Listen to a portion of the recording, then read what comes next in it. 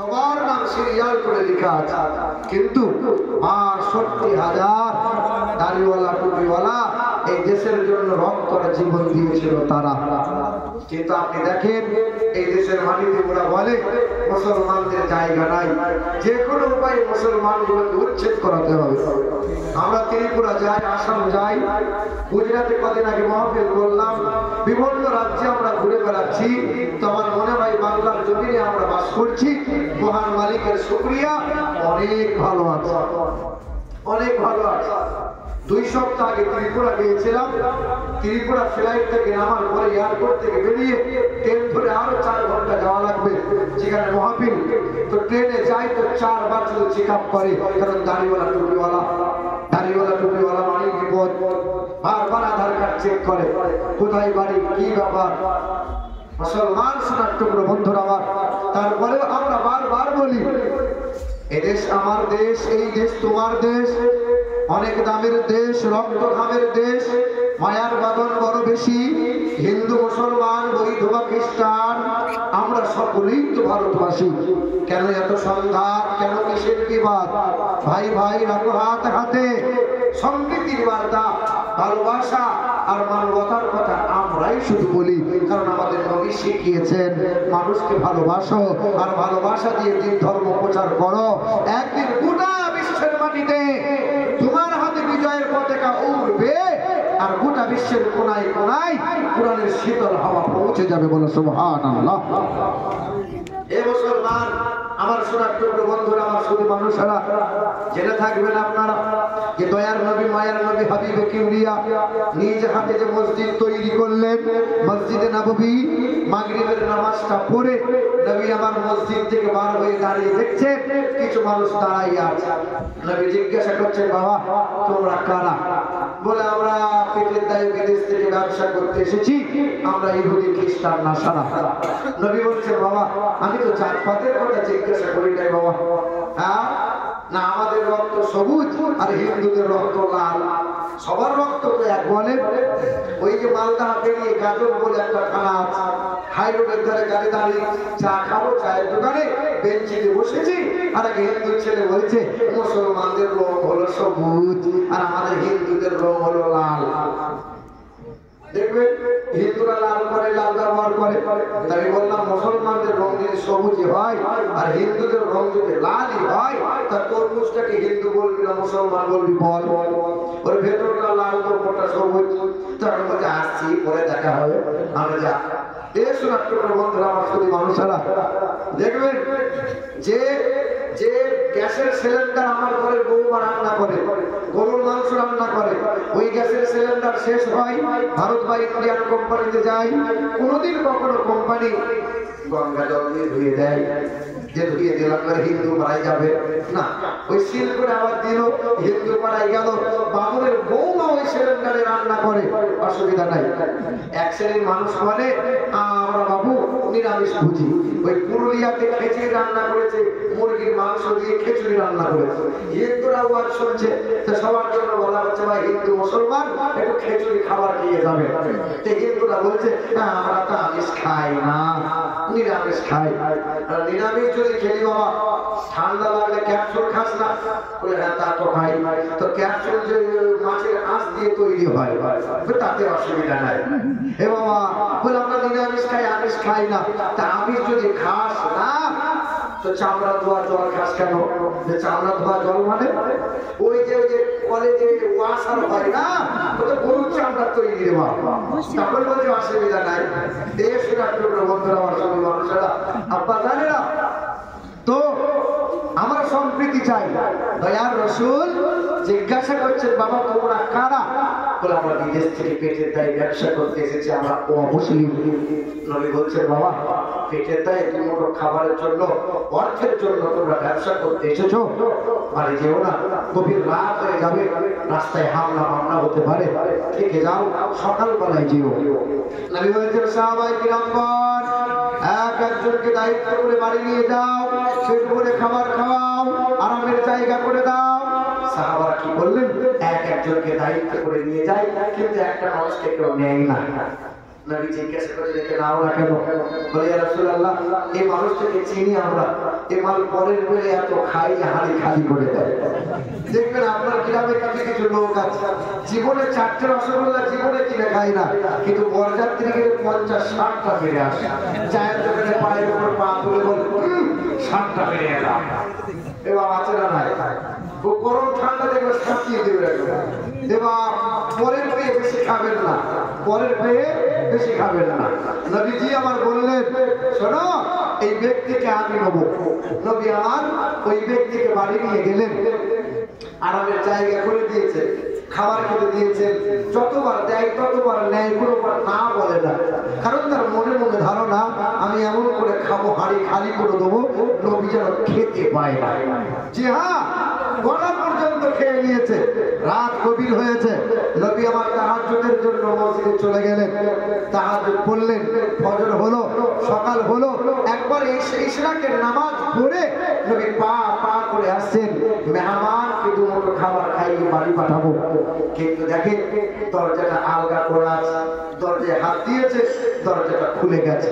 নবী আমার আস্তে আস্তে করে ঘরে পা রাখছেন, তো দেখছেন এত দুর্গন্ধ টিকা যায় না। কিসের দুর্গন্ধ? মানুষটা এমন করে পায়খানা করে দিয়েছে, বিছানা মায়ে পায়খানা, দেওয়ালে পায়খানা, তলোয়ারটা ফেলে দিয়ে বেটা পালিয়ে গেছে। নবী আফসোস করে বলছেন, হাই আমার মেহমান, আমার মেহমান। দেখবেন জুম্মার দিনে কিছু মানুষ যদি মেহমান আসে খেতে দেওয়ার ভয়ে অন্যদিকে মুখ করে তখন পালায়। এবার আছে না নাই? মেহমানকে খেতে দেবেন, মেহমানকে আদর করে ঘরে বসাবেন, যত মেহমানকে খাওয়াবেন আল্লাহ তত বরকতে মালামাল করবে। বলে সুবহানাল্লাহ। নবীজি আফসোস করলেন। নবী আমার বিছানাগুলো নিয়ে কুয়ার পাশে গেলেন, কুয়া থেকে পানি উঠাই, কুয়া থেকে পানি উঠাই আর নিজ হাতে নবী আমার পরিষ্কার করেন। ওমরে ফারুক রাদিয়াল্লাহু তাআলা আনহু দেখতে পেয়ে নবীকে বলছেন, আল্লাহ রাসূল আপনি হাত দিয়ে না পায়খানা পরিষ্কার করছেন, অথচ হাত দিয়ে কুষ্ঠব্যাধির গায়ে হাত বুলিয়েছিলেন, কুষ্ঠব্যাধি শিফা পেয়েছিল। অন্ধ ব্যক্তির চোখে হাত বুলিয়েছিলেন, অন্ধ ব্যক্তির চোখে জ্যোতি ফিরেছিল। এই হাত আপনি জাবের রাদিয়াল্লাহু তাআলা আনহুর মৃত্যু ছেলের গায়ে বুলিয়েছিলেন, মৃত্যু ছেলে জিন্দা হয়েছিল। এই হাত আঙুল ইশারা করেছিলেন, আকাশের চাঁদটা দুটুকরো হয়েছিল। এই আঙুল আপনি লুটার মধ্যে ভরেছিলেন। সকলে দেখা 1500 জন মানুষ, 1500 জন মানুষ ওই লুটা থেকে পানি পান করেছিল, অজু বানিয়ে নিয়েছিল, মশকে পানি ভরেছিল। লুটার পানি তবু শেষ হয় না। আল্লাহ রাসূল এই হাত আপনার, আমরা হাতে হাত রেখে শপথ গ্রহণ করলাম, বায়াত হলাম, আর হাত দিয়ে না পাক পায়খানা পরিষ্কার করবেন। আল্লাহ রাসূল দেন না, আমাকে দেন, আমি পরিষ্কার করি। নবী বলছেন, না বাবা তোমার এই কাজ নয়, এই কাজ আমার, তুমি আমার মেহমানটাকে একটু পৌঁছে দাও বাবা। ওমরে ফারুক দৌড়ে গেলেন, মেহমানকে দেখতে পেয়ে হাত ধরে টানতে টানতে নিয়ে এলেন। থরথর করে কাঁপছে, কারণ ওমর ধরে নিয়ে এসছে। ওমর নরম মানুষ না গরম মানুষ, বড্ড গরম, মানে মাথা এবার চলে যাবে, মাথা আর থাকবে না। জি সেই সময় ও মুসলিম ব্যক্তিটা চেয়েছে দেখছে যে আমি যে পায়খানা করেছিলাম বিছানায়, নবী আমার সেই পায়খানা পরিষ্কার করে আফসোস করছেন আর মনে মনে ভাবছেন, যিনি বিশ্বের সভাপতি, যিনি বিশ্বের ন্যায় বিচারপতি, যিনি বিশ্বের মানবতার বন্ধু, মানব জাতির কল্যাণকর্তা, বিশ্বের প্রধান সেনাপতি, বিশ্বের ন্যায় রাষ্ট্রমন্ত্রী, পররাষ্ট্রমন্ত্রী, কল্যাণকর্তা, মুক্তির দূত জানাবে মুহাম্মদ রাসূলুল্লাহ, তিনি আজকে আমার পায়খানা পরিষ্কার করছেন। ছুটে গিয়ে আল্লাহ রাসূলের সামনে দাঁড়িয়েছেন।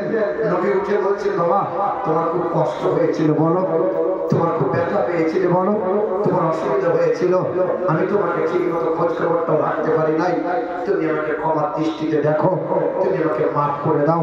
সেই দিন মেহমানটা ও মুসলিম ব্যক্তিটা নবীর কদমটা বুকের মধ্যে আঁকড়ে নিয়ে ঝরঝর করে কেঁদেছিল আর বলেছিলেন, আল্লাহ রাসূল পৃথিবীতে অনেক মনীষীর কথা শুনেছি, অনেক ধর্মগুরু চমড়া চোখ দিয়ে আমি দেখেছি, কিন্তু আপনার মতো করে আমি কাউকে দেখি নাই।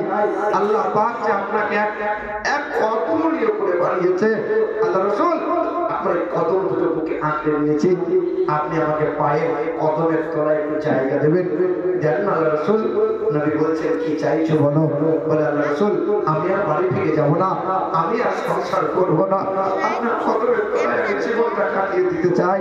সেদিন চিৎকার করে বলেছিল পড়ো কালেমা লা ইলাহা ইল্লাল্লাহ।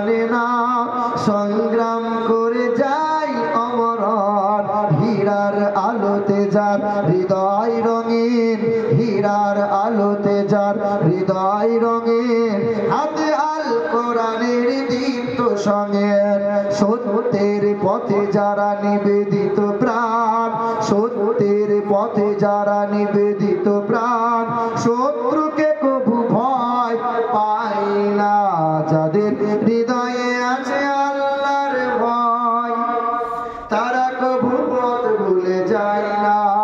নবীজির প্রেম ছাড়া এই দুনিয়ায় কারো কাছে কোনো কিছু চাই না।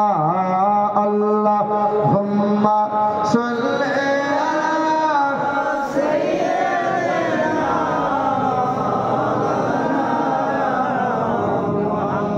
ওয়া আলা আলি সাইয়্যিদিনা।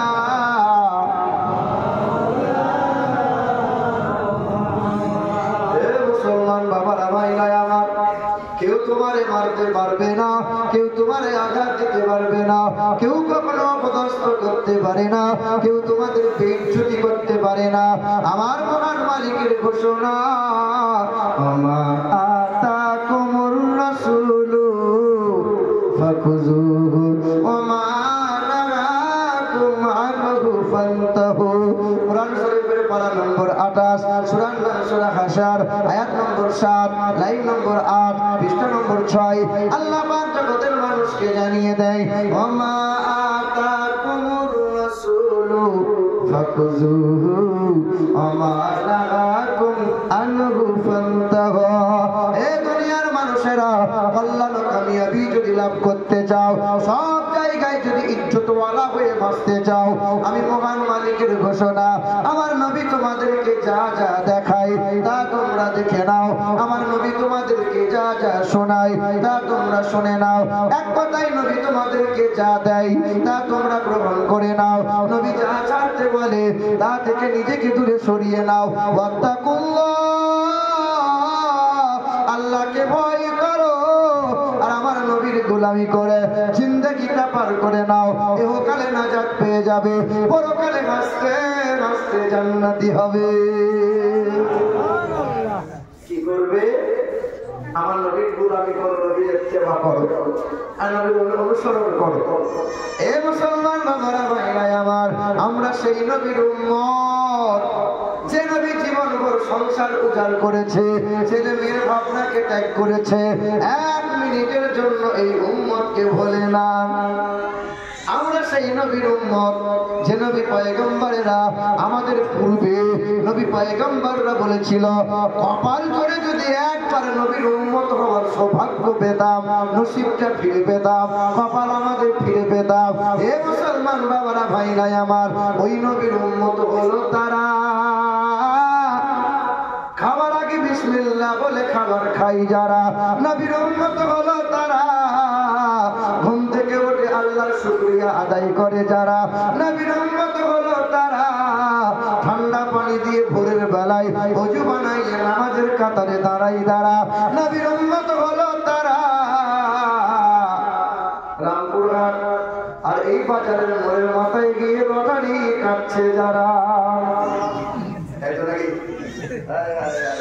ছেলে লটারি কাটে লটারি তোমার গ্রামের ছেলেরা সেমন কাটে না লটারি কাটছে আমাদের ধনী হবে প্রতিদিন লটারি দোকানে যায় মাল পড়ে না লটারি কাটে তো বিসমিল্লাহ আল্লাহ একটা দাগ লাগিয়ে দাও আল্লাহ আমি দেখি প্রতিদিন ছেলেরা যায় বাজারে আগে খবরে কাগজ পড়ে আমি মনে মনে চিন্তা করি দেশের খুব খবর রাখি বাবু হ্যাঁ দেশ ও শেষের কথায় লটারি নম্বর দেখে কথা বলছেন যুবক ছেলে বলছে আল্লাহ একটা দাগ লাগিয়ে দাও আল্লাহ যদি 1 লাখ পাই 50 তোমাকে দেবো 50 আমি দেবো কথা বলছেন দে বাবা কোনদিন একদিন হঠাৎ করে মাল থেকে গেছে 50 এই 50,000 টাকা নিয়ে মসজিদের সামনে এসে বলছে আল্লাহ তুমি আমাকে এত অবিশ্বাস করলে আল্লাহ আমি কি দিতাম না 50 তুমি আগে আগে 50 ভেঙে নিলে আসলে হারাম কর ফেরেশতা বলতে একবার মর তারপর দেখবি দেবা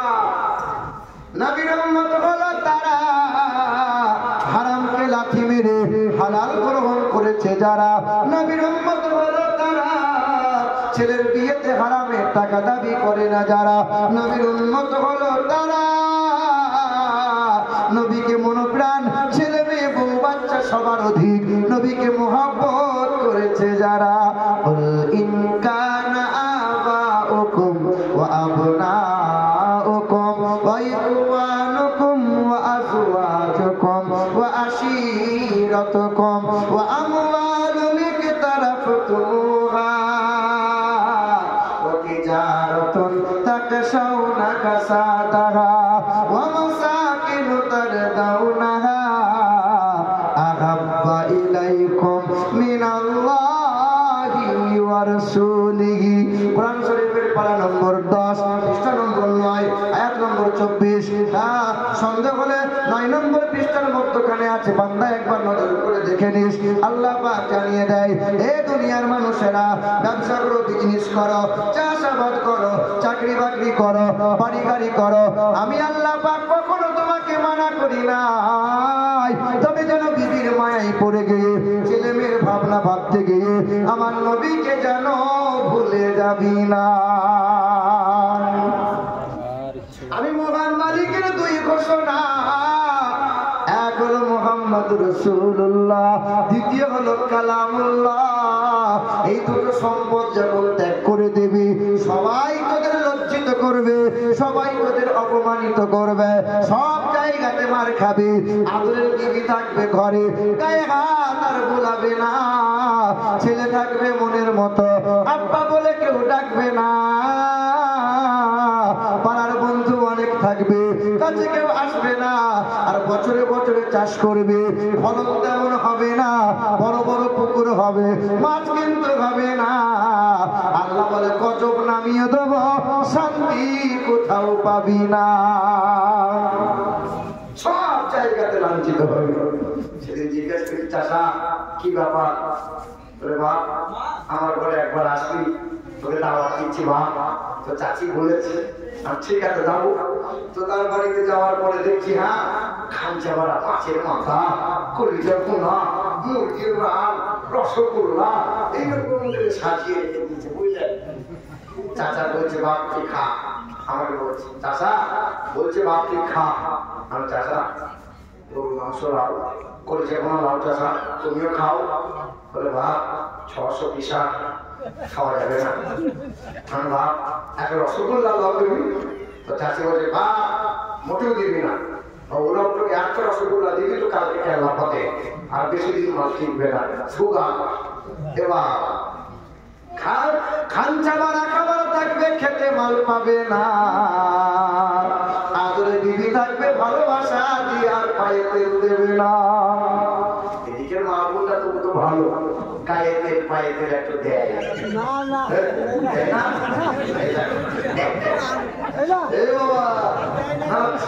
সত্য বলবেন অসুবিধা নেই লজ্জা করার কি আছে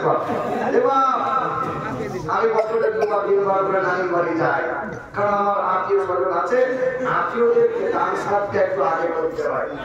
ছোটবেলায় না নানি মরে গেছে, কিছুদিন আগে নানির বিধান দিয়েছিলাম, তো দেখছি একদল মহিলা দাঁড়িয়ে আছে। আর আমি কি ব্যাপার বলে, বাপ ব্যাংকে গিয়েছিলাম, মাস শেষ, চাকরির টাকা তুলতে গিয়েছিলাম।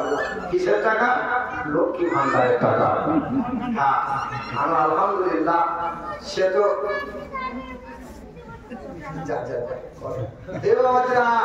শোনো ছোট বন্ধুরা, তো আমার আমি বলছে বাপ মাসের লক্ষ্মী ভান্ডারের টাকা তুলতে গিয়েছিলাম 1000 করে। আলহামদুলিল্লাহ, খুব ভালো তো, মমতা খেলা দিচ্ছে। আমার বলছি বাপ তুই তো বলছিস ভালো, কিন্তু মমতাকে অন্যায় করছে। আমি কিরকম অন্যায়? আমি পাচ্ছি 1000, সালমার মা পাচ্ছে 1000, দলিলার মা পাচ্ছে 1000, কিন্তু কোথালের মা 2000 পাবে কেন? তাই বললাম খালা আমি কোথালের বাপ তো মরে গেছে, বেদেরও অন্তত 1000 পাবি, পাবি কিভাবে না বলেন? তখন আমার হাতটা ধরে বলছে বাপ মুর্শিদাবাদ, বীরভূম, মালদা, দিনাজপুর কত জায়গায় চর্চা করছি বাপ, দোয়া করতে পারছি না। তাহলে কি দোয়া করবো? না দোয়া করে দে বাপ যেন পুরোটা মরে যায়। পুরোটা মরে গেলে আমি ক্ষমতা পাবো। আল্লাহ বাবা, এখানকার মা বোনেরা এইরকম তো নয় যে স্বামীর অমঙ্গল কামনা করে, করে না, করে করে না। কিন্তু আজ পর্যন্ত শুনেছেন কোনো মহিলা হার্ট অ্যাটাক করে মারা গেল? শুনেছেন? শুনবেন না। বর্তমানে চিকিৎসা বিজ্ঞান বলছে, ডাক্তারবাবু বসে আছেন, অধিকাংশ পুরুষ মানুষ হার্ট অ্যাটাক করে মারা যায়। আর পুরুষ মানুষের হার্ট অ্যাটাক হওয়ার মূল কারণ হলো তার স্ত্রী এত পরিমাণে স্বামীকে পেরেশান করে, অত্যাচার করে, মানসিক এত পরিমাণে মানসিক অত্যাচার করে যে অতি অল্প দিনে ওই পুরুষ মানুষটা হার্ট অ্যাটাক করে মারা যায়। জি হ্যাঁ মা বোনেরা, স্বামীর হায়াত যদি লম্বা চাও, কখনো স্বামীকে পেরেশান করে তোলো না, স্বামীকে মানসিক অত্যাচার দিও না, স্বামীর কানের কাছে একটা কথা নিয়ে বারবার ধরে করো না। স্বামীর হায়াত যদি লম্বা চাও, স্বামীর বাপ মাকে আপন মনে করে নাও। স্বামীর হায়াত যদি লম্বা চাও, স্বামীর আত্মীয় পরিবার পরিজনকে আপন মনে করে নাও। স্বামীর হায়াত যদি লম্বা চাও, পর্দাশীলা হয়ে 5 ওয়াক্ত নামাজ পড়ে স্বামীর জন্য সেবা করো, আর স্বামীর জন্য মহান মালিকের দরবারে দোয়া করো। অত পেরেশান দিও না স্বামীকে। মুসলমান বাবারা ভাইরা আমার, নবীর উম্মত হলো তারা নবীর সুন্নতকে জিন্দা রেখে জীবন পার করে যারা। আল্লাহর নবী বলেন মান আহাব্বা সুন্নতি ফাকাদ আহাব্বানি ওয়া মান আহাব্বানি কানা মাইয়া ফিল জান্নাহ। যে আমার সুন্নতকে ভালোবাসে, যে আমার সুন্নতকে ভালোবাসে, যে আমার সুন্নতকে ভালোবাসে, ওই মানুষটাই আমাকে ভালোবাসে। যে আমাকে ভালোবাসে আমি তার হাতটা ধরে হাসতে হাসতে জান্নাতে নিয়ে যাব। পরশুদিন কলকাতায় ছিলাম, তো আমাকে এরকম করে ঘিরে নাড়া লাগাতে চিৎকার করছে। আমার থাম বাপ, থাম, আমি পেশাব করে পানি নিয়েছি, আটকিয়ে নিয়েছি। এবার ওই ছেলেটা, ওই যুবকটা নবী দিবস করবে, মিলাদ মহল্লে জলসা কমিটি হবে, জীবনে নামাজ পড়বে না, পেশাব করে পানি নেবে না, দিয়ে নবী যেন জানিয়ে দেবো। হায় হায় হায়, হে মুসলমান বাবারা ভাইরা আমার, কি দেখে বোঝা যায় তুমি নবীকে প্রেম করো? মাদার করে যারা ভক্ত, যারা পোশাকে চলনে বলনে বোঝা যায় ওরা মাদার করে যারা ভক্ত। স্বামী বিবেকানন্দের ভক্ত যারা, গেরুয়া পোশাক করে দিন কাটাই তারা। হ্যাঁ, খ্রিস্টান ধর্মের অনুসারী যারা, পরিচ্ছন্ন গলায় ঝুলিয়ে নিয়ে জীবন পার করে তারা। হে মুসলমান বাবারা ভাইরা আমার, নার্সকে দেখলে চেনা যায়, পোশাকে চেনা যায়, আর্মি পুলিশকে দেখলে চেনা যায়, তার পোশাকে বোঝা যায় ওটা আর্মি, ওটা পুলিশ। এ বাবাজিরা ভাইরা আমার, রবি ঠাকুরের ভক্ত যারা, গুনগুন করে রবীন্দ্র সঙ্গীত গায় যারা, শ্রী চৈতন্যের ভক্ত যারা, গুনা মাথা নেড়া করে দিয়ে মধ্যখানে চুল রাখে তারা। আমরা সেই নবীর উম্মত। বলো তোমার আমার চেহারাই পোশাকে, তোমার আমার চেহারাই পোশাকে, চলনে বলনে কেমনে বুঝে যাবে বলো? আজকে দেখে মনে হয় সব ফেরেশতা। আজকে দেখে মনে হচ্ছে কত সুন্দর মনে হচ্ছে, বলুন তো? মাথায় টুপি, সুন্দর পোশাক। কাল যখন রাস্তা দিয়ে চলে যাবে আমার যুবক ছেলেরা কি ভাইরা, আর আপনাকে মনে হবে না হিন্দু না মুসলমান, আপনাকে চেনা যাবে না। কারণ দাঁড়িয়ে রাখলে আপনার কুটকুট করে, মাথায় টুপি দিতে গেলে লজ্জা করে।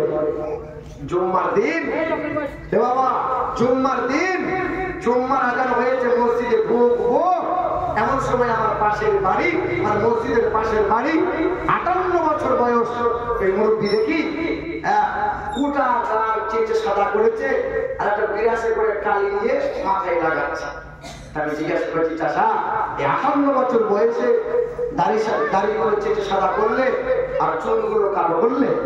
বলে বাপ, তুই জানিস আমার বয়স 58, তো চাচি জানে আমার বয়স 58, ওই পাড়া ভাবিরা কি জানে আমার বয়স? লজ্জাও নাই, শরমও নাই। ও ভাবছে মরবো না, ও ভাবছে মরবো না। আরে বেটা, ফিরাউন 400 বছর বেঁচে ছিল। ফিরাউন বলেছিল আমি মরবো না। করুন বলেছিল আমার অনেক সম্পত্তি, আমার মরণ হবে না। নমরুদ বলেছিল খোদাকে মার্ডার করবো, রাখবো না। সাদ্দাত বলেছিল খোদার জান্নাতে যাব না। ওই যে মাইকেল জ্যাকসন বলেছিল, ড্যান্সার বলেছিল 150 আগে মরবো না। ইংল্যান্ডের রানী এলিজাবেথ বলেছিল সেঞ্চুরি 100 বছর না হয়ে আমি মরবো না। কেউ নাই, সব চলে গেছে। কি বলছে? আজকে মরলে কালকে 2 দিন, পরের দিন কেউ কাঁদবে না। আজকে মরলে কালকে 2 দিন, পরের দিন কেউ কাঁদবে না। যাদের জন্য করলা কামাই, মরলে তারা চিনবে না। চিনবে? আজকে মরলে কালকে 2 দিন, পরের দিন কেউ কাঁদবে না। যাদের জন্য করলা কামাই, মরলে তারা চিনবে না। থাকতে সময় করো আমল, থাকতে সময় করো আমল, ঈমান করো খাঁটি। শেষ ঠিকানা তোমার আমার 3.5 হাত মাটি। কেউ চিনবে না, কেউ চিনবে না। কি ভাবছেন মুসলমান? কেউ কেউ সেই কয়েকদিন আগে জানাজা পড়াচ্ছিলাম, জানাজার টাইম ছিল সকাল 10টায়, 10:05 হয়ে গেছে। তো পিছন থেকে একটা মুরব্বী বলছে, মিয়া জলদি করেন, 5 মিনিট বেশি হয়ে গেল। বাপ, খুব ব্যস্ত মানুষ আপনি, হ্যাঁ খুব ব্যস্ত মানুষ। এই যে মুরব্বী, আপনার মতোই এই লোকটা ব্যস্ত ছিল। এই যে শুয়ে আছে ও ব্যস্ত ছিল, আপনার মতোই ব্যস্ত ছিল। বেটা কি ভাবছেন মরে গেলে বোধহয় গোটা পরিবারের লোক আফসোস করে 10 দিন খাবে না, আর সব খাবে, সব হাসবে, সব আনন্দ করবে, বাজারে চলবে, সূর্য উঠবে, বৃষ্টিও পড়বে, তুমি থাকবে না, সব থাকবে।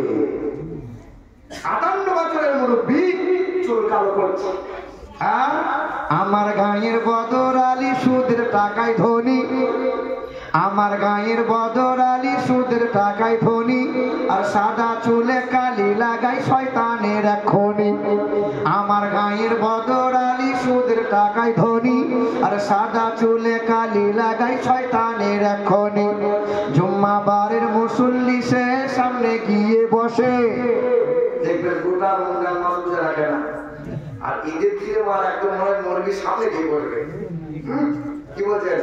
মানে গোটা সব খাই করে খাই দেবে, মানে গোটা রমজান মাস ও একটা রেখেছে। দেখবেন যারা মিলাদ শোনে তারা শেষে বলে তাও পায় না, আর যে মাল করা বাইরে ঘুরে বেড়ায় সেটা আগে খেতে ভাই। ঠিক আছে বলবেন? হ্যাঁ, জুম্মাবারের মুসল্লি সে সামনে গিয়ে বসে, আর তসবিহ হাতে মনে মনে টাকার হিসেব কষে। হ্যাঁ, নামাজ রোজার ধারে ধারে না মাথায় রাখে টুপি, নামাজ রোজার ধারে ধারে না মাথায় রাখে টুপি। আজ আমার হয়নি জানা মানুষ কত রূপী। বাবাজির আমার, চুল কালো করিয়েন না, চুল কালো করিয়েন না, এটা ধোঁকাবাজের পরিচয়। এ কাজ হারাম কাজ। জি, চুল কালো করবেন না, কালো চুল করবেন না, আপনি মানুষকে ধোঁকা দিচ্ছেন। মুসলমান বাবারা ভাইরা আমার, ও সোনামণি মা বোনেরা, একটু ধ্যান দাও। নবীর উম্মত হলো তারা, হারাম কে লাথি মেরে নবীর আদর্শে জীবন পার করে যারা, আল্লাহ পাক বলে আমার দুই ঘোষণা, মা আতাকুমুর রাসূলু ফাখুযুহু ওয়া মা নাহাকুম আনহু ফান্তাহু। আমার নবীকে আঁকড়ে ধরে নাও, নবীকে সবার অধিক মহব্বত করে নাও। দ্বিতীয় হলো কালামুল্লাহ, এই কালামকে যেন ত্যাগ করবি না। ছোট হও আর বড় হও, কালো হও কিংবা ফর্সা, আরবি হও কিংবা বিহারি, বাঙালি হও কিংবা গুজরাটে, যে দলের যে মতের হও না কেন, কোরআন বুকে তুলে নাও। ইহকালে নাজাত পেয়ে যাবে, পরকালে জান্নাতের রাস্তা পাবে, হাসতে হাসতে জান্নাতি হবে। এক হলো মুহাম্মদুর রাসূলুল্লাহ, দ্বিতীয় হলো কালামুল্লাহ। কত বড় মহান ব্যক্তি দেখেন, কোরআনে আল্লাহ পাক রব্বুল আলামিন জানিয়ে দেয়, ওয়া ইন্নাকা আলা খুলুকিন আযীম। পারা নম্বর 29, সূরার নাম সূরা কালাম, আয়াত নম্বর 3, পৃষ্ঠা নম্বর 3, লাইন নম্বর 14। আল্লাহ পাক জগতের মানুষকে জানিয়ে দিল, আমি আল্লাহ পাক সব চাইতে যারে বড় আলা করলাম, আজিম করে বানাইলাম, সর্বদিক দিয়ে যারে সুন্দর করে বানাইলাম, হ্যাঁ তিনি বলেন নবী মুহাম্মদুর রাসূলুল্লাহ। সর্বদিক দিয়ে সুন্দর যিনি, নবী মুহাম্মদ সাল্লাল্লাহু আলাইহি ওয়াসাল্লাম। হিন্দুদের ধর্মগ্রন্থে লেখা আছে, হিন্দুদের বেদে লেখা আছে, একটু ধরে নাও,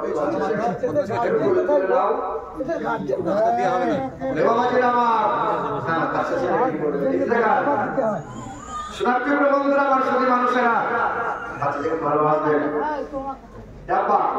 কি বলছিলাম, ধ্যান এদিক ওদিক করে দিয়ে না, কি বলছিলাম, নবী মুহাম্মদ সাল্লাল্লাহু আলাইহি সাল্লামের জন্য হিন্দুদের বেদে লেখা আছে যে আম সন্তা সরতি শতপতি মার্গহে সুন্দরম মঙ্গলম নরসংসা ইথং কৌলগত প্রায় জনিষু পর ধর্মনি ইন্দ্র জোনা উপস্রত নাম নরসংসা ভবিষ্যতে।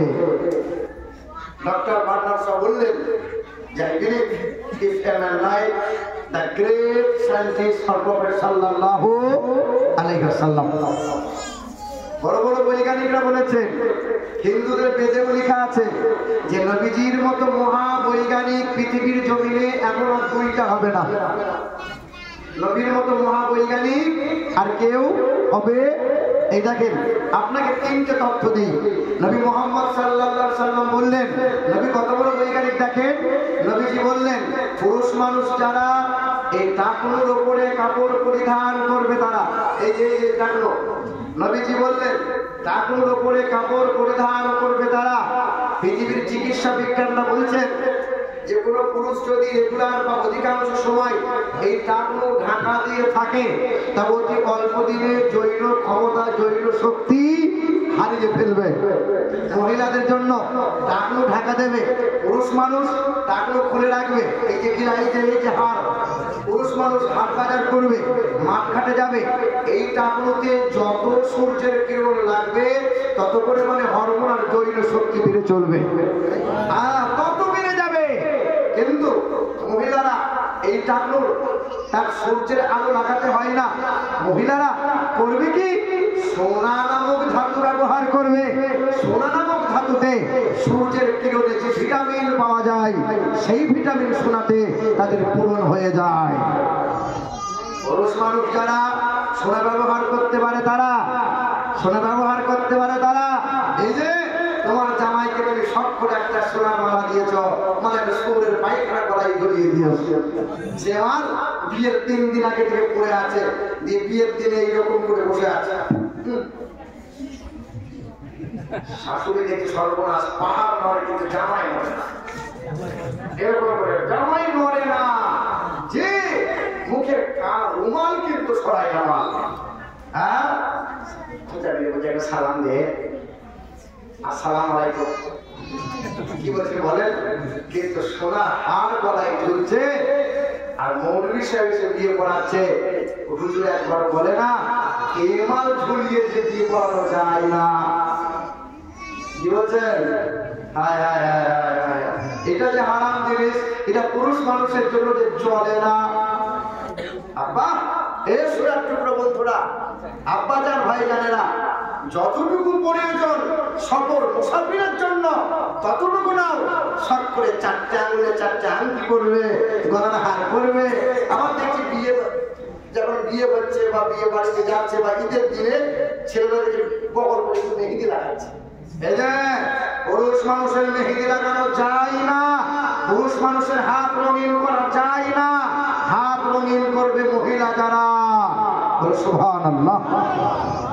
দুই, নবীজি বলেছেন, নবী কত বড় বৈজ্ঞানিক দেখেন, নবী বলছেন পুরুষ মানুষ যারা ডান কাত হয়ে না, আল্লাহর বান্দা যারা, নবী পাকের উম্মত যারা ডান কাত হয়ে শয়ন করবে তারা। আমরা পুরুষ মহিলা উভয়ে ডান কাত হয়ে শোয়া অভ্যস্ত করবো ইনশাআল্লাহ।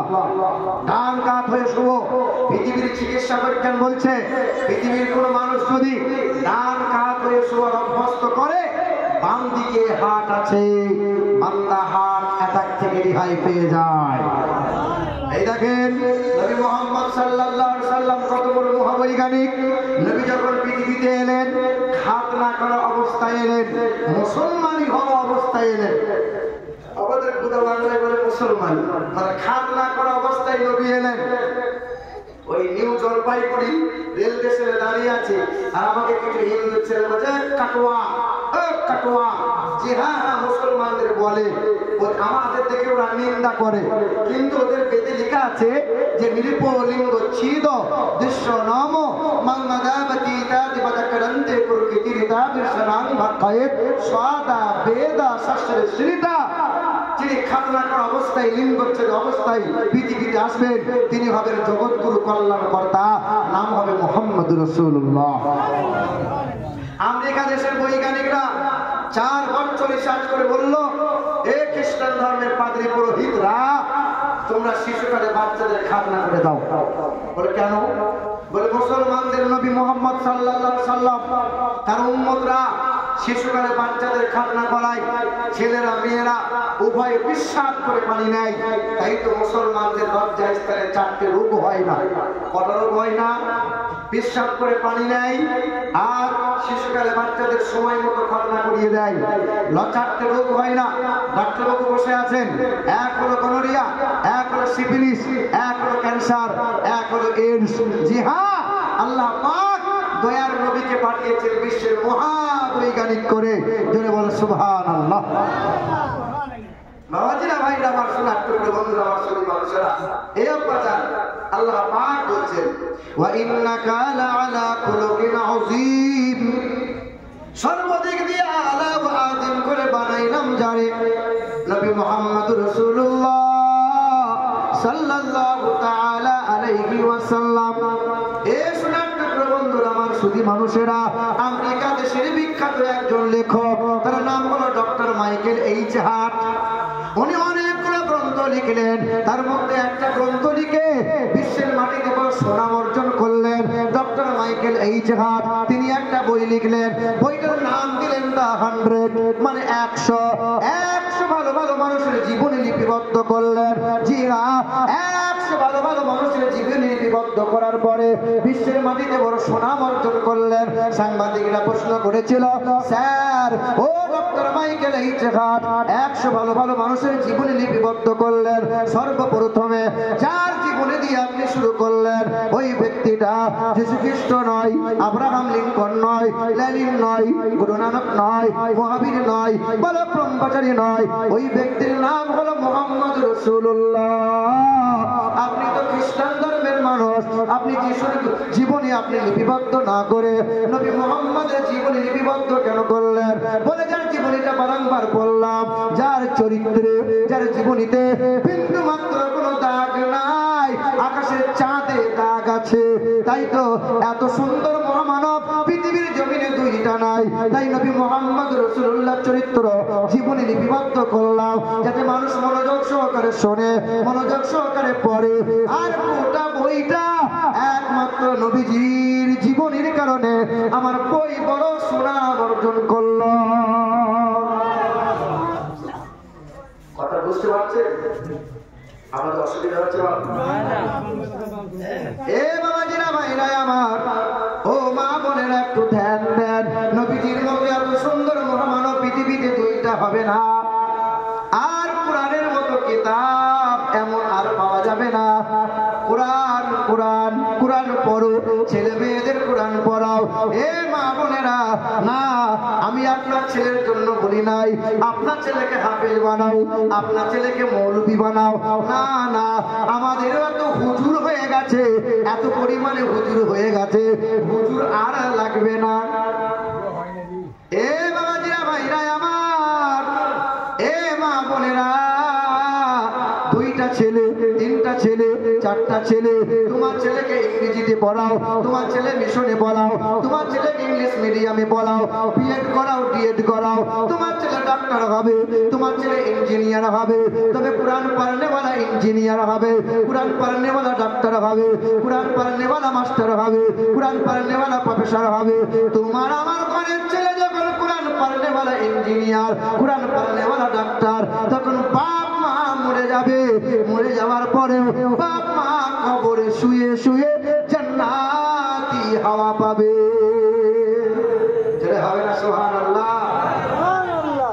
এ মুসলমান বাবারা, ভাইরা আমার, ও সোনামণি মা বোনেরা, একটু মনোযোগ সহকারে শোনো বাবা। কত মায়ের তো সন্তান হয় না বন্ধা, কত মা অঝর নয়নে কান্না করে, আল্লাহ সন্তান কেন হয় না? আমার মাও একজন মা, বড় পীর আব্দুল কাদের জিলানীর মাও একজন মা, খাজা বাবার মাও একজন মা, খাজা বাহুউদ্দিন নকশবন্দি তাহার মাও একজন মা, খাজা নিজামউদ্দিন আউলিয়ার তাহার মা একজন মা। এ মা, তোমাদের পেট থেকে কত নবী রাসূল পয়গম্বর এলো, মায়েদের পেট থেকে ওলি আউলিয়া দরবেশ পীর ফকির এলো, তোমাদের পেট থেকে হাফেজ কোরআন আলেম এলো। মা, তোমার একটা সন্তান যদি নেককার হয়, মা বাপ কবরে শুয়ে শুয়ে জান্নাতি হাওয়া পাবে। মা যদি সিরিয়াল ওয়ালি হয়, বাপ যদি গাঁজাখোর হয়, মাটি ভালো হলে গাছ ভালো হয়, গাছ যদি ভালো হয় ফল ফলনটা ভালো হবে, কারখানা ভালো হলে প্রোডাক্টটা ভালো হবে। মা বাপ নেককার হলে বাচ্চা নেককার হবে।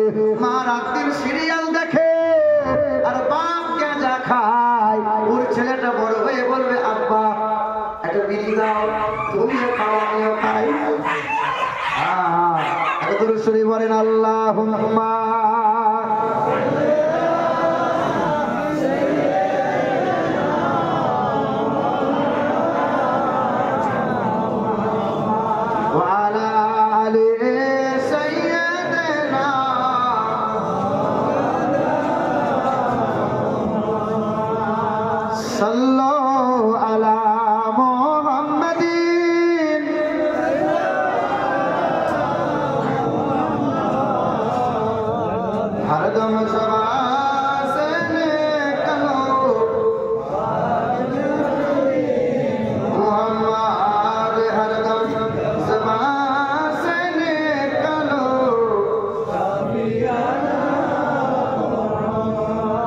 সাল্লাল্লাহু আলাইহি ওয়াসাল্লাম।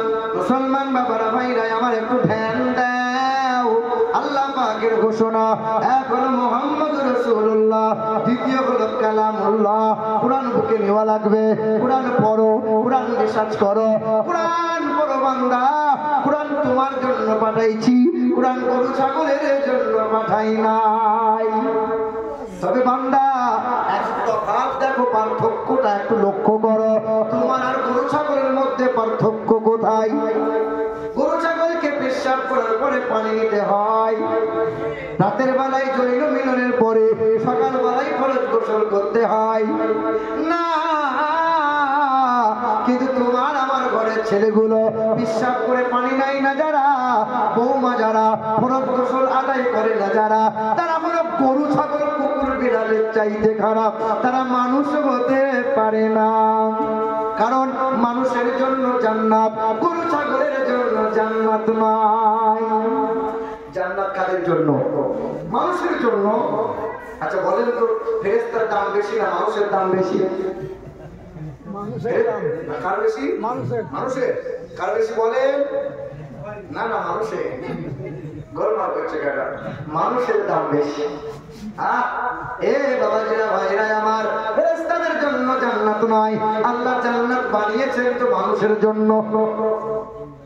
গরু ছাগলের দিকে একটু লক্ষ্য করে দেখো, আর তোমার বিবেকে একটু হাত দিয়ে দেখো, তুমি কোন পর্যায়ে পড়ে আছো বাবা। গরু ছাগল দেখেও দেখতে পাই না, গরু ছাগল শুনেও শুনতে পাই না। কাল সকাল বেলায় যদি আপনার গরুর কানের কাছে মোবাইলটা লাগিয়ে দিয়ে বলো, এ গরু, ওই বর্ধমান থেকে বক্তা এনেছিলাম, হায়ার করা মাল, 2 ঘন্টা বক্তা শোন। আপনার গরুকে যদি বায়ান শোনানো হয়, আপনার গরু কি শুনবে? কথা বলে না। আপনি আপনার গরুকে বুঝিয়ে বলবেন, গরু কালকে শ্বশুর বাড়ি যাবো, 10 দিন বাড়ি আসবো না, বারান্দায় ঘাস রেখেছি, সময় মতো খাবি, পায়খানা লাগলে পরে বাথরুমে যাবি। আপনার গরুকে যদি বোঝানো হয়, কি বুঝবে? ওটা গরু, অবলা পশু, ও দেখেও দেখতে পাই। খাসিটা জবাই হয়েছে আর 2টো খাসি বাঁধা আছে, এই খাসিকে যখন চামড়া মাংস কাটা হয়, ফিচকিরি দিয়ে খাসির গায়ে লাগে, ও আপন মনে গাছের পাতা চিবাই, ও জানে না এরপরে টিকিটটা ওর আছে। ও দেখেও দেখতে পাই, ও শুনেও শুনতে পাই। না না, তোমার আমার গ্রামের কত গরিব মানুষ খেতে ঠিক মতো পাই না, পোশাক পাই না, ঈদে নতুন জামা কাপড় কিনতে পাই না। পীর সাহেব এলে পরে শাল দেবে, খাঞ্চা পাড়া খাবার দেবে, অথচ বাপ মাকে খেতে তারা দেয় না।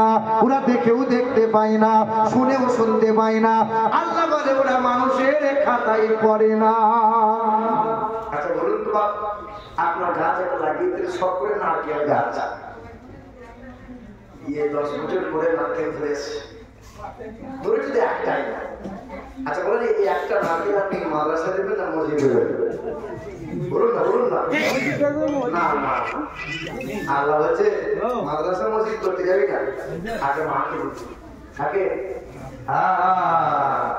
ও পীর সাহেবের পায়ে চুমু খাচ্ছে, চকচকে মা তো পীর সাহেবের চকচকে মা, হাত ধরো। আমি জিজ্ঞেস করলাম, বাপের পায়ে চুমু দিয়েছিস? বাপের পা খড় করিয়ে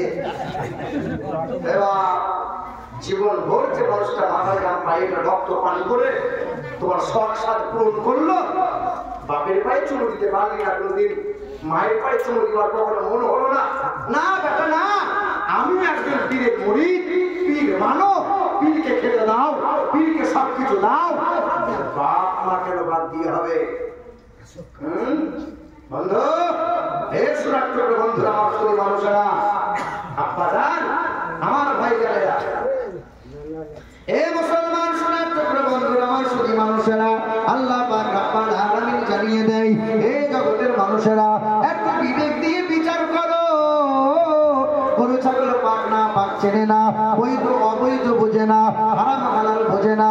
আল্লাহ পাকের কোরআন জানাই, ওয়ালাকাদ যারানা লিজাহান্নামা কাসীরাম মিনাল জিন্নি ওয়াল ইনস লাহুম কুলুবুন লা ইয়াফকাহুনা বিহা ওয়া লাহুম আ'ইনুন লা ইউবসিরুনা বিহা ওয়া লাহুম আযানুন লা ইয়াসমাউনা বিহা উলাইকা কাল আনআম। বুঝেও বুঝে না যারা, বিবেক আছে বুঝে না, দেখেও দেখে না যারা, চোখ আছে দেখে না, শোনেও শোনে না যারা, কান আছে শোনে না, ওরা হলো 4 পায়ে গরু ছাগল কুকুর বিড়ালের চাইতেও খারাপ। এটা মহান মালিকের ঘোষণা। পারা নম্বর 9, পৃষ্ঠা নম্বর 13, লাইন নম্বর 1। সন্দেহ হলে হাফেজ সাহেবদের জিজ্ঞাসা করে দেখ। আল্লাহ পাক জগতের মানুষকে জানিয়ে দেয়, এ দুনিয়ার মানুষেরা, গরু ছাগলের জন্য কোরআন নয়, কোরআন তোমার জন্য আমি আল্লাহ আদর করে দিয়েছি, সব করে দিয়েছি। হুদাল লিন্নাস ওয়া বাইয়িনাতিন মিনাল হুদা ওয়াল ফুরকান। বান্দা কোরআন পড়, কোরআন রিসার্চ কর। অনেক মুরব্বী মানুষ কোরআন করতে পারে না। ওই যে গাজল থানার আন্দার একটা গ্রামের আঙ্গুলি, এই গ্রামের নামটা বলবো না, শোনেন। এক মুরব্বী বান্দা একদম আলকাতরার মতো কালো। ওই চাচা হাসিয়েন না, ওই চাচা মূর্খ মানুষ এক কলম বিদ্যা নাই, কিন্তু 5 ওয়াক্ত নামাজ পড়ে আর সকাল সন্ধ্যা মসজিদে ঝাড়ু মারে। ঝাড়ু মারে কারা? ঝাড়ু মারে কারা? আমরা হুজুররা, গরিব মানুষ। কারা ঝাড়ু মারে? নামাজি মুসল্লিরা। আর ওই যে কবরটায় মাটি কাটতে যায় কারা? ডাক্তার, মাস্টার, প্রফেসর, উকিল। কারা বলো? গরিব মানুষ যারা। তবে এখানকার মানুষ যারা কবরে মাটি খুঁড়ছে না, ওই মুর্শিদাবাদের ওই শেখ পাড়ার মতো করিয়েন না। শোনেন, কবর ডাঙায় গেলে হাঁটুর উপরে কাপড় তুলে কোনোদিন কবরে মাটি খুঁড়বেন না। 2, ওই কবর ডাঙায় বসে দাঁত বার করে হাসি ঠাট্টা করিবেন না। 3, কবর ডাঙায় বসে গাল করে খাবার আপনি খাবেন না। ওই মুর্শিদাবাদে ওই যে শেখ পাড়ার দিকে শোনো, যারা কবরে মাটি করতে যায় তো 4টা বিড়ি দিতে হয়। এবার 4টা বিড়ি লাগে, বিড়ি। বন্ধুরা, একটু পরহেজ করো, আল্লাহকে ভয় করো, যেগুলো নিয়ম সেই রকমই মেনে চলো। খাবার খাওয়ার তো প্রয়োজন, খাবার না খেলে হয়? সরে গিয়ে খাবে, হাসি ঠাট্টা করবে না। তুমি খেলে অনেক কবরবাসী খেতে পায়নি, তাদের বড় কষ্ট হয়। একটু সরে গিয়ে খেলো, এটা আদব আখলাক, এটা বোঝাই। ওই মুরব্বী বান্দা কালো, কুচকুচে কালো, এক বিদ্যা, এক কলম বিদ্যা নেই তার পেটে, কিন্তু তার মনে বড় আশা ছিল কোরআন পড়বো। কোরআন পড়ার সুযোগ হয়নি, সংসারে অভাব ছিল। তো মুরব্বী বান্দা হঠাৎ করে মারা গেছে। মসজিদে শুয়েছিল, ইমাম সাহেব উঠে দেখছে লোকটা মারা গেছে। ইমাম সাহেব তারপরের দিন স্বপ্ন দেখছে, মাটি হয়ে গেল, দাপন কাপড় হয়ে গেল। ইমাম সাহেব তারপরের দিন স্বপ্নে দেখছে যে আল্লাহর মুরব্বী বান্দাটা জান্নাতের বাগানে বসে আছে, আর জান্নাতি মেওয়া, জান্নাতি খাওয়া আর জান্নাতের পোশাক তার সামনে নিয়ে এসে হাজির করা হয়েছে। ইমাম সাহেব স্বপ্নে জিজ্ঞাসা করছে, চাচা তুমি তো আমার মুসল্লি ছিলে, তুমি কি এমন কাজ করেছো বাপ? কি এমন কাজ করেছো যে জান্নাতি মেওয়া, জান্নাতের পোশাক পালে? তো মুরব্বী বাপ, মুরব্বী বান্দা বলছে, আব্বা ইমাম সাহেব জীবনে সেই রকম নামাজ আমি করতে পারি নাই, সেই রকম ইবাদত আমি করতে পারি নাই, তবে মনে বড় আশা ছিল কোরআনটা পড়বো, কিন্তু কোরআন পড়তে পারি নাই। আমি মুরব্বী হয়ে গিয়েছিলাম, কিন্তু আল্লাহর কালাম আজ 12 বছর কোরআন পড়তে পারলাম না, শিখতে পারলাম না, অনেক চেষ্টা করলাম, পারলাম না। কিন্তু আল্লাহর কালাম প্রতিটা লাইনে লাইনে আমি আঙ্গুল ঘোরাই, সকাল সন্ধ্যা কোরআন পড়ে দেখছে গোটা কোরআন কালো কালো ছোপ ছোপ হয়ে গেছে। হায় হায়, ইমাম সাহেব বলে যে আল্লাহ তোমার এই কোরআনের ওসিলাতে। মুরব্বী বান্দা বলে সকাল সন্ধ্যা কোরআনটা ছুঁইতাম, হাত ঘোরাতাম, আর আল্লাহকে বলতাম, আল্লাহ জীবনে কোনোদিন তোমার কালাম, তোমার কথা কি লিখেছো আল্লাহ আমি কোনোদিন পড়ে দেখার সুযোগ পাইনি, কিন্তু তোমার এই কালামকে বড় ভালোবাসি। সকাল সন্ধ্যা চুমা দিয়েছি আর হাত ঘুরিয়েছি, কোরআনের ওসিলাতে আল্লাহ তারে জান্নাতি নেওয়া দান করে দিয়েছে। হ্যাঁ হ্যাঁ, মুসলমান বাবারা, ভাইরা আমার, মা বোনেরা একটু ধ্যান দাও। ওই নদিয়া জেলার হরিণঘাটা বলে একটা থানা আছে রে মা, ওই হরিণঘাটার প্রাইমারি স্কুলের মাস্টার হঠাৎ করে ফোন দিল, বলে আমিরুল ইসলাম হুজুর একটু দোয়া করেন। কিসের জন্য দোয়া করব? বলে আমার বিবির জন্য দোয়া করে দেন। বিবি কি মারা গেছে? না হুজুর মারা যায় নাই, আজ আমি 22 বছর সংসার করছি। আমার বিবিটাকে আমি বিয়ে করলাম, দুইজনে পছন্দ করে বিয়ে করেছিলাম। সেই স্কুলের মাস্টারিরই আমি ওই স্কুলের মাস্টার, দুইজনে পছন্দ করে বিয়ে করলাম। আমি কালেমা পড়ি, নামাজ পড়ি, কোরআন তেলাওয়াত করি, আজ আমার বিবিটা কালেমা পড়ে না। বামুনের মেয়েকে বিয়ে করলাম, শর্ত দিয়েছিলাম কালেমা পড়া লাগবে, 22 বছর সংসার করা হয়ে গেল, আজও কালেমা পড়ে না, মুসলমান হয় না। হুজুর দোয়া করে দেন যেন আমার বিবিটা কালেমা পড়ে ইমানদার হয়। কি দোয়া করবো? 22 বছর তো কম চেষ্টা করো নাই, বলে হুজুর একটু দোয়া করেন। তাই বললাম তোমার এলাকায় আমার মহাদি আছে, কম দিয়ে বলে হুজুর একটু পায়ের ধুলো আমার বাড়িতে দেবে, আমি যত পারবে তুমি তোমার ধুলো আমি নিয়ে যাবো, অসুবিধা নেই। তার বাড়িতে যখন গেলাম তো বউটা কেউ সামনে করছে, মানে মৌলবি কেন আমার ঘরে আসবে? অনেক চেষ্টা করলো তার স্বামীটা, এসো হুজুর একটু কথা বলবে, শোনো, নসিহত করবো, শোনো, কোরআনের কথা শোনো, আসবে না। দরজার সামনে দাঁড়িয়ে বললাম, বোন আমার, এ বোন, তোর জন্য একটা কিতাব নিয়ে এসছি, বিশ্ব নবীর জীবনী, আর একটা কিতাব নিয়ে এসছি কাঞ্চুল ইমান বাংলার অনুবাদ, কোরআনের অনুবাদ। বোন আমার, তুই যদি চাস তো দুটো কিতাব আমি নামিয়ে দিয়ে যাবো, নবীর জীবনীটা একবার পড়ে দেখবি, নবীর মতো এমন সুন্দর মহামানব পৃথিবীতে কাউকে পাবি না, আর কোরআনের মতো এমন কিতাব আর কোনোদিন নসিবে তোর জুড়বে না। ভালো লাগলে পড়িস, রাতের বেলায় পড়বি, নিরিবিলি নির্জনে একবার পড়িস রে বোন আমার। এই দুইটা কিতাব দিয়ে চলে এলাম, 3 মাস পার হয়ে গেল।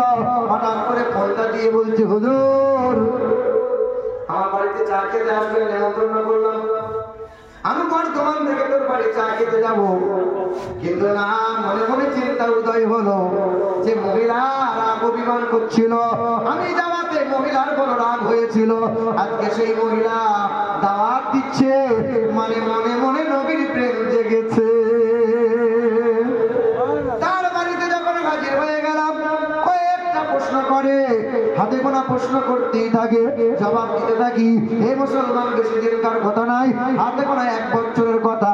বাবাজিরা ভাইরাই আমার, ওই মহিলাই আমাকে বলে, হুজুর আমার স্বামীরা মুসলমান, 2 ছেলে মুসলমান, আমার বামুনের মেয়ে, আমি কালেমা সহজে পড়তে যাই না, তবে আপনি বুঝিয়েছেন, কোরআনটা পড়ে দেখলাম, বিশ্বনবীর জীবনী পড়ে দেখলাম, কালেমা পড়তে রাজি আছি, তবে আমার শর্ত হলো সকাল সন্ধ্যা তুলসী গাছে আমি ধূপ দেবো, আর সকাল সন্ধ্যা ঠাকুরের একটু ধূপ ধুনো পুজো করবো।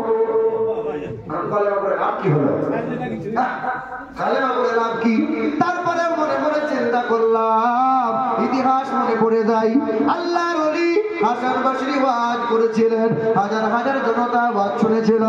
একজন ডাকাতের সর্দার নামাজ পড়ে না, রোজা রাখে না, কালেমা পড়ে না, ওই ডাকাতের সর্দার বসে বসে এক কোণে ওয়াজ শুনছিল, আল্লাহর ওলি ওয়াজ করছিল, হাসান বসরি ওয়াজ করেছিলেন, চোখের পানিটা ডাকাত ফেলেছিল।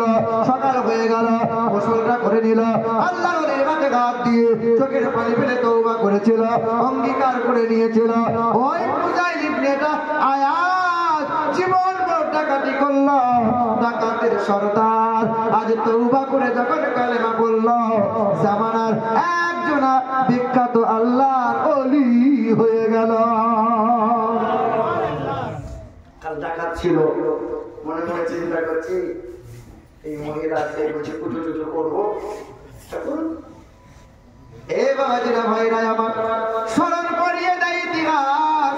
বাসার বলে একটা মাতাল ছিল, মাতাল, শুনে থাকবেন, বাসার এক নওজোয়ান যুবক ছেলে, সকাল সন্ধ্যা মদ পান করতো, রাস্তায় পড়েছিল একটি কাগজের টুকরা, আরবি লেখা কোরআনের একটি আয়াত, দেখতে পেয়ে অবাক, চোখে মুখে দেয় আর ধুলা বালু ছেড়ে দেয়, আর চোখে মুখে দিয়ে চুমু খাওয়ার পরে খুশবু লাগায়, বাড়িতে উঁচু জায়গায় রেখে দেয়, আবার মদ পান করতে যায়। এই শুধু কোরআনের আয়াতটা তুলেছিল, চোখে মুখে লাগিয়েছিল, আল্লাহর পছন্দ হয়ে গেল, আল্লাহর ওলির প্রতি ইলহাম হলো, ও হাসান বসরি যাও যাও, মদের আড্ডাখানায় কালেমার বাড়ি দাও, আমার বাসারকে আমি বড় পছন্দ করে নিয়েছি, আমার মাতালকে কালেমার দাওয়াত দাও। আল্লাহর ওলি হাসান বসরি চলে গেলেন, মদের আড্ডাখানায় হাজির হয়ে গেল, এ বাসার আয় বাবা, বলে হুজুর বাসারকে ডাকিয়েন না, পুরো নেশায় মগ্ন হয়ে আছে, আয় বাবা একটু দয়া করে আয় বাবা, আল্লাহ তোরে ডাক দিয়েছে, আল্লাহ তোরে ভালোবেসেছে, আয় বাবা। তখন এই নওজোয়ান যুবকটা টলতে টলতে টলতে টলতে আসতেছে, হাসান বসরি আল্লাহর ওলি বলে, বাবা সাবধানে আয়, পড়ে যাবি, হাত পা ভেঙে যাবে, একটু সাবধানে আয়, আয় বাবা। তো মাতাল বলছে, আমি যদি পড়ে যাই হাত পা ভাঙবে, 2-4 মাস করে ব্যান্ডেজ করে ঠিক হয়ে যাবে, কিন্তু আপনারা হুজুর মানুষ, আপনাদের পা একটু সাবধানে রাখবেন। এই যে হাফেজ সাহেব, মৌলভী সাহেব, যারা যে বাড়িতে পুরুষ মানুষ থাকে না, ওই বাড়ি ঘন ঘন যাইও না। হে হাফেজ সাহেব, মৌলভী সাহেব, যারা বেশি খালাতো বোন ফুফুতো বোন পাঠাইও না। কিসের বোন হয়? পাকানো বোন। আর মহিলা বলছে তোমার দাদা ভাই গো, দাদাই যে কাদা করবে বাবা না। হুজুরদের পা যদি একবার স্লিপ হয়ে যায় ব্যান্ডেজ আর কাজ হবে না, জীবনে কোনোদিন মাথা উঁচু করে আর দাঁড়াতে পারবে না। আল্লাহ বলছে যাতে মাথা হতে পারে তাহলে ঠিক আছে। আল্লাহর ওলি হাসান বসরি ওই যুবকের হাতটা ধরে বলছেন বাবা বল কি এমন ভালো কাজ করেছিস? বলে ভালো কাজ তো জীবনে করি নাই। বল না বাবা বল। একটা কাজ করলাম, কুরআনের আয়াত পড়েছিল আর বিনিকা ছিল, চুমা দিয়েছিলাম, খুশবু লাগাইছিলাম, উঁচু জায়গায় রেখেছিলাম। এ বাবা বাসার গোসল করে নে বাবা, তওবা করে নে। ওই বাসার তওবা করে নিল, গোসল করে নিয়ে অঙ্গীকার করে নিল আর তাসের আড্ডায় বসবে না, আর লটারি কাটবে না, জুয়ার আসরে বসবে না, আর মদের আসরে বসবে না, খারাপ বন্ধুদের পাল্লাই পড়ে আর জীবনে কোনোদিন নেশা করবে না। তওবা করে নিল, এমন ভাবে তওবা করেছিল কাল মাতাল ছিল, আজ জামানার আল্লাহর ওলি বাসার হাফি হয়ে গেল। এত বড় আল্লাহর ওলি হলো যে সেই দিন থেকে পায়ে জুতা পড়ে না। পায়ে বলে পায়ে জুতা পরো না কেন? বলে কেমনে পড়ো? ওর ভয় হয় জমিন যে সিজদার জায়গা, জমিন যে আল্লাহ বান্দারা সিজদা করবে না, জুতা পরে না। আল্লাহ ওলি যেদিন ইন্তেকাল হয়েছিলেন বাসার হাফি যেদিন ইন্তেকাল হয়, যে রাস্তা দিয়ে যিনি যাওয়া আসা করতেন ওই রাস্তা দিয়ে ছাগল, দুম্বা, গরু, হাঁস, মুরগি আর কিছুই যায় না। গায়েবী আওয়াজ এসেছিল যাবে না, কারণ আল্লাহর ওলি এত বড় আল্লাহর ওলি হয়েছে। ওই রাস্তা দিয়ে গেলে গরু ছাগল পেশাব পায়খানা করে দেবে, আল্লাহর ওলির সঙ্গে বেয়াদবি হবে। আল্লাহর ওলি এত বড় আল্লাহর ওলি, তিনার যখন কবরে মাটি খনন করা হয় মানুষ পকেট করে মাটি নিয়ে পালাও কেন? বলে কবরে মাটি বড় খুশবুদার হয়ে গেছে। আল্লাহ পাক আল্লাহর ওলির জন্য দুনিয়াতেই জান্নাতের খুশবু দান করে দিয়েছে। ওই মহিলা বলছে হুজুর আমি কালেমা পড়তে পারি কিন্তু তোমাকে সকাল সন্ধ্যা ঘন্টা বাজাতে দিতে হবে। আমি বললাম মন আমার, তুই সকালে পর সন্ধ্যায় কালেমা পড়, তুই পূজা অর্চনা কর। কারণ মনে মনে চিন্তা করলাম পৃথিবীর সবচেয়ে বড় হাতিয়ার হলো দোয়া। দোয়া দোয়া। আগে আমরা মুরব্বী যারা রোজা রাখার আগে এটা নিয়ত করতাম, দোয়া করতাম, নাওয়াইতু আন আসুমা গাদাম মিন শাহরি রমজান আল মুবারাকা ফারদান লাকা ইয়া আল্লাহু ফাতাকাব্বাল মিন্নি ইন্নাকা আনতাস সামিউল আলিম। পড়েন না আপনারা? পড়েন নাই? এখন বুঝে এসব আর চলবে না। এখন বিশ্ব আমি কদিন নাওয়াইতু, এখন একদল বেরিয়েছে, খবিশ মার্কা দল বেরিয়েছে, ওরা বলছে যে এতদিন দোয়া করছো মিনহা খালাকনাকুম, মাটি দেওয়া দোয়া, মিনহা খালাকনাকুম ওয়া ফিহা নুইদুকুম ওয়া মিনহা নুখরিজুকুম তারাতান উখরা। এই দোয়া চলবে না, বাদ দিতে হবে। অথচ দয়ার নবীর কন্যা যখন উম্মে কুলসুম ইন্তেকাল হয়, নবী তখন মাটি নিয়েছিলেন আর দোয়া পড়লেন বিসমিল্লাহির রহমানির রহিম মিনহা খালাকনাকুম ওয়া ফিহা নুইদুকুম ওয়া মিনহা নুখরিজুকুম তারাতান উখরা। দেখুন কিছু কিছু মাল এদিকে করে নাই, নামাজ বাদ ইমাম সাহেব হাতটা তুলে মোনাজাত করছে, সবাই দোয়া করছে, ওমার হাত পকেটে এমন করে বসে আছে, দোয়া করবে না। এদিকে নাই আছে একটু বেরিয়ে ও আগাছা মানুষ শান্তি ভালো অটোমেটিক হয়। ওই এক দাঁড়িয়ে সাইড আছে, রামপুর হাতে দু চারটে বেরিয়ে আসে, জঙ্গিপুর আছে, কোথাপুরও বেরিয়ে ওগুলো বেরোবে। এ মুসলমান বাবারা, ভাইরা আমার, পৃথিবীর সবচেয়ে বড় হাতিয়ার হলো দোয়া। দোয়া করো, নবী বলছেন দোয়া করো। মুসিবতে পড়েছো উম্মত দোয়া করো। হে আল্লাহর বান্দা বিপদে পড়েছো দোয়া করো। বাচ্চা হয় না দোয়া পড়ো, চাকরি হয় না দোয়া পড়ো, বাড়ি গাড়ি হয় না আল্লাহর কাছে দোয়া করে রিজিক নাও, চেয়ে নাও, আল্লাহ দান করবে। বান্দা দোয়া করো।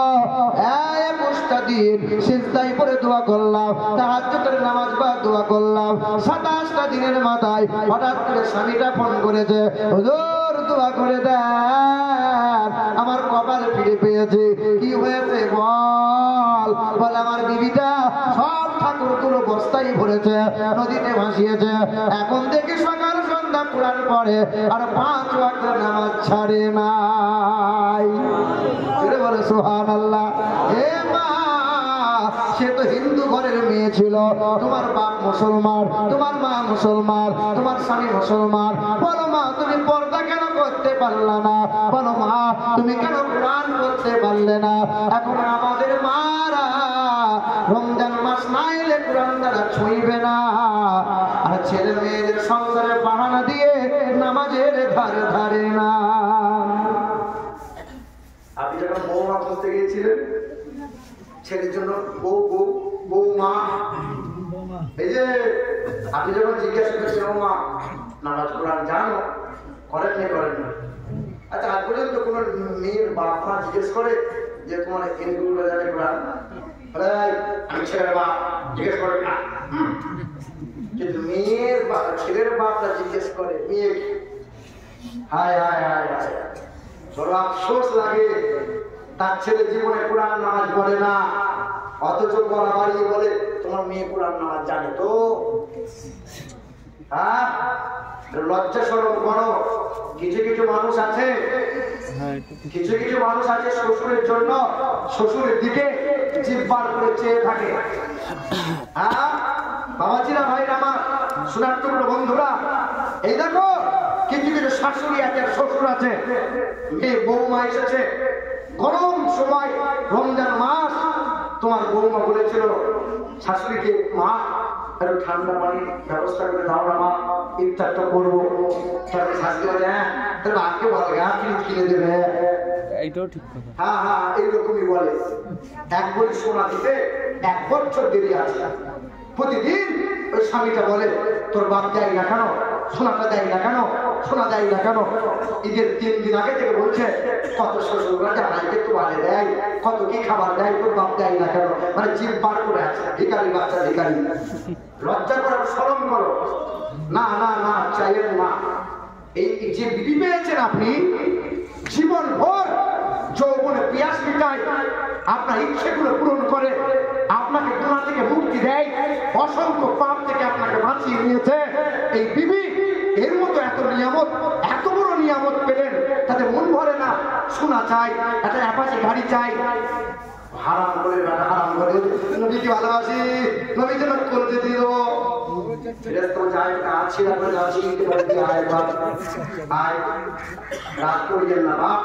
কষ্ট নিয়েন না। আমি আজকে এসেছি, আর জীবনে হয়তো আসতে পারবো কি পারবো না। না আমি মন জয় করার জন্য আসি না, প্রতিটা জায়গায় যাই এরকম কষাই দিই। আমাদের গ্রামের লোক তো কষা ভালোবাসে, বাসে আর ঝোল ভালোবাসে। বাবাজিরা ভাইরা আমার কত রসুল আল্লাহুম্মা সাল্লি আলা সাইয়্যিদিনা মাওলানা মুহাম্মদ ওয়া আলা আলি সাইয়্যিদিনা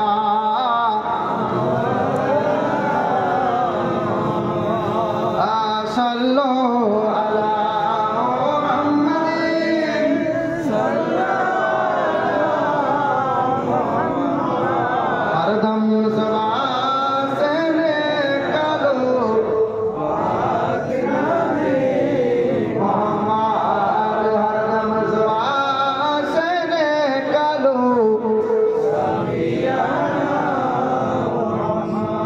মুসলমান বাবারা ভাইরা আমার, ও মা বোনেরা, আল্লাহ পাক রব্বুল আলামিন জানিয়ে দিলেন এক হলো মুহাম্মদ রাসূলুল্লাহ, দ্বিতীয় হলো কালামুল্লাহ।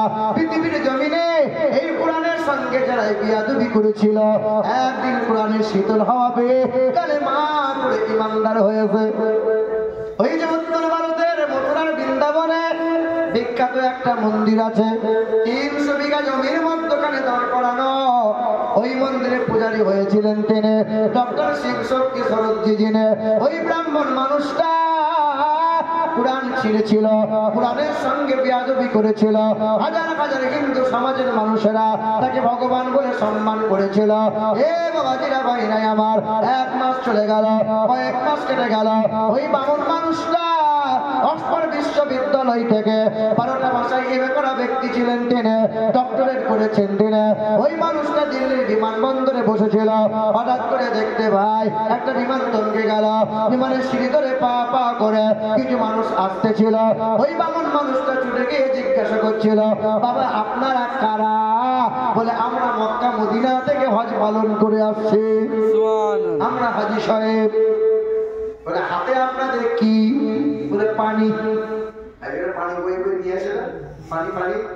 বলে আপনার এই দেশে কি পানি নাই? বলে এই পানি সেই পানি নয়, এটা হলো জমজমের পানি। জমজমের পানি মানে? বলে বিশ্বের 1 নম্বর পবিত্রময় পানি হলো জমজম। পান করেছেন জমজমের পানি? হাজী সাহেব কাজ করতে যায়, হাজী সাহেবরা নিয়ে এসে কিছু দিক না দিক জমজমের পানি যদি দেয় যত্ন রাখবে। নবীজির হাদিস এসছে, নবী পাক বলেন কোন মানুষ যদি জমজমের পানি 40 দিন পান করে, 40 দিন পান করে, পেটের অসুখ গ্যাস্ট্রিক ভালো হয় না, আলসার ভালো হয় না, পেটের রোগ কিন্তু ধরা পড়ছে না, অসংখ্য রোগ আছে পেটে। জি রোগ, মহিলাদের বাধক, মহিলাদের সিস্ট, মহিলাদের সাদা সিরাপ, এই যে গোপন যত রোগ, লিভারের যত রোগ, কোন আল্লাহর বান্দা বান্দি যদি জমজমের পানিটা প্রতিদিন সকালবেলায় 40 বার পড়বে, সূরা ফাতিহা দিয়ে দাঁড়িয়ে দাঁড়িয়ে এক ঢোক পান করে নেবে, 40 দিন যদি এই আমল করতে পারে, নবী বলেছেন আল্লাহ পাকের অশেষ কৃপায় তার লিভারের রোগ, পেটের বালাকে আল্লাহ, মুসিবতকে আল্লাহ দূর করে দেবে। হবে ইনশাআল্লাহ। আর একটা আমল শিখিয়ে দিই, জুম্মার নামাজ বাদ সুন্নাত করবেন, সব নামাজ হয়ে যাবে। দৌড়াদৌড়ি করে বাড়ি আসবেন না, ওই জায়গায় বসে 3 বার সূরা ফাতিহা পড়বেন, 3 বার কুলহু পড়বেন, 3 বার ফালাক পড়বেন, আর 3 বার নাস পড়ে 3 বার শরীরে ফুঁক দেবেন। এই জুম্মাতে পড়বেন, ওই জুম্মা পর্যন্ত কোন মানুষে, কোন জিন খবিশে, কোন শয়তানে আপনার দেহের অনিষ্ট করতে পারবে না। হবে না? সুবহানাল্লাহ, সুবহানাল্লাহ। মুসলমান বাবারা ভাইরা আমার, একটু শেখেন, একটু আমল করে।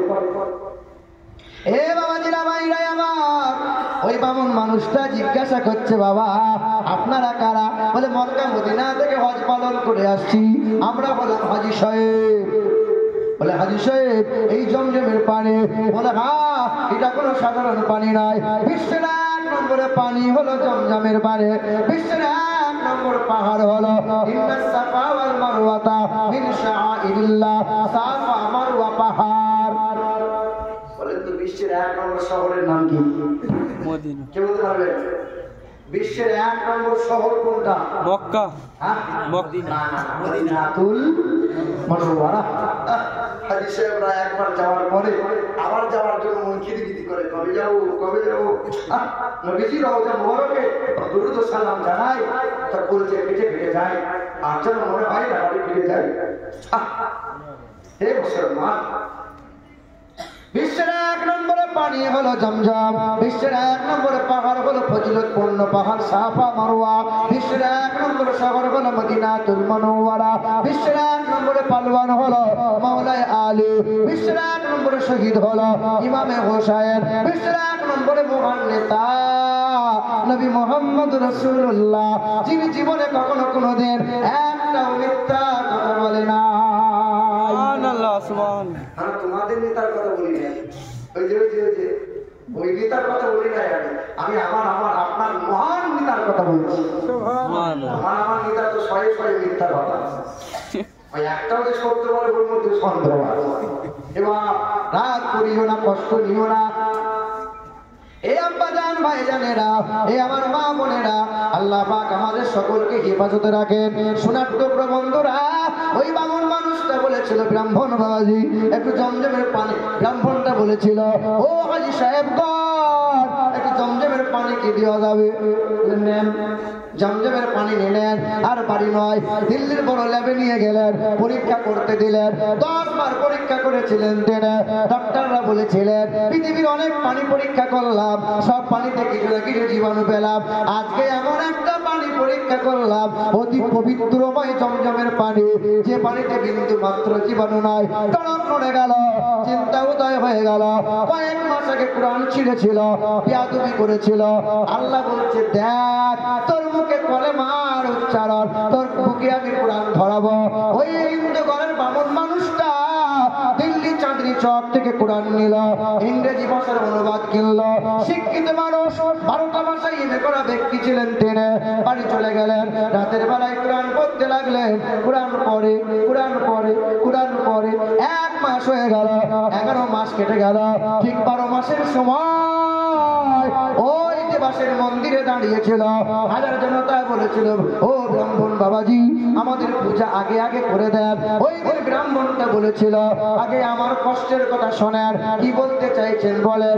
উচ্চস্বরে বলেছিল হতার মিন্দ্র মহাশরীন্দ্রা ইয়া দেবী সর্বভূতে শান্তি রূপে ঈশ্বর সর্বস্ব জাগতাং ব্রহ্ম লা ইলাহা হরতি পাপম ইল্লু ইলাহা পরম পদম জন্ম বৈকুণ্ঠ পরবাপ ইনতীত জপি নামে মুহাম্মদ লা ইলাহা ইল্লাল্লাহ মুহাম্মাদুর রাসূলুল্লাহ। কালেমা পড়েছিল। তখন ঘরে ব্রাহ্মণ মন্দির থেকে বেরিয়ে যাও, মন্দির থেকে বার করে জানাতে যেমন ছিল সে তেমন আঘাত করেছিল। রক্ত মাখা চেহারা নিয়ে গোলার বইতে মন্দিরের দরজায় খুলে দিয়ে কোরআনটা বুকে আঁকড়ে নিয়েছিল। এসে ছুটে এসে বাবার সামনে এসে বলেছিল বাবা আমি কোরআন বুকে নিয়েছি, কালেমা পড়েছি। তো বাবার নাম ছিল মহন্তর বেগম দাসদাস, মায়ের নাম ছিল ভানুমতি কোয়ার। বাবা মা চলে এসে বলছে খোকা এত কষ্ট করে লেখাপড়া করালাম, আর রক্ত মাখা চেহারা নিয়ে কোরআন বুকে নিয়ে দরজার সামনে কালেমা পড়লে কি রক্ত ঝরে? কোরআন বুকে নিয়ে কি রক্ত ঝরে? বলেছিল হ্যাঁ বাবা রক্ত নয়, নবীর আশিক ছিল তারা জীবন দিয়ে নবীর মহব্বতকে জিন্দা করে গেছে যারা। বলেন তো বাপ, ইসলামে সর্বপ্রথমে নবীজির মহব্বতে নিজের জীবন দিয়েছে এই ব্যক্তির নাম কি? না আর কেউ জানা আছে? কারো জানা আছে? নবীজির মহব্বতে ইসলামের জন্য সর্বপ্রথমে নিজের জীবনকে বিলিয়ে দিয়েছিলেন পুরুষ নয়, উনি একজন মহিলা। আর মাশাআল্লাহ হযরত সুমাইয়া রাদিয়াল্লাহু তাআলা আনহা। এই দেখেন মুসলমান বাবাজিরা ভাইরা আমার সুনাক্ত বন্ধুরা, সুমাইয়াকে কিভাবে শহীদ করেছিল জানো? মা সুমাইয়াকে গাছের মধ্যে বেঁধেছিল, গাছের মধ্যে বেঁধে সামনে নিজের ছেলে আম্মারকে বেঁধেছিল। কে আম্মার? মা সুমাইয়া নবীজির রুটি বানাতেন, রাতের বেলায় রুটি বানিয়ে দিতেন, আর নবীজি আসতেন সুমাইয়ার হাতে রুটি খেতেন, মা সুমাইয়া রুটি খাইয়ে দিতেন, আর নিজের ছেলেকে বলতেন বাবা আম্মার আমার নবীকে নিয়ে যাও, রাতের বেলায় মানুষের দুয়ারে দুয়ারে কালেমার বাড়িতে একটু প্রচার করতে দাও। আমার রাসূলকে আম্মার রাদিয়াল্লাহু তাআলার সঙ্গে নিয়ে যেতেন।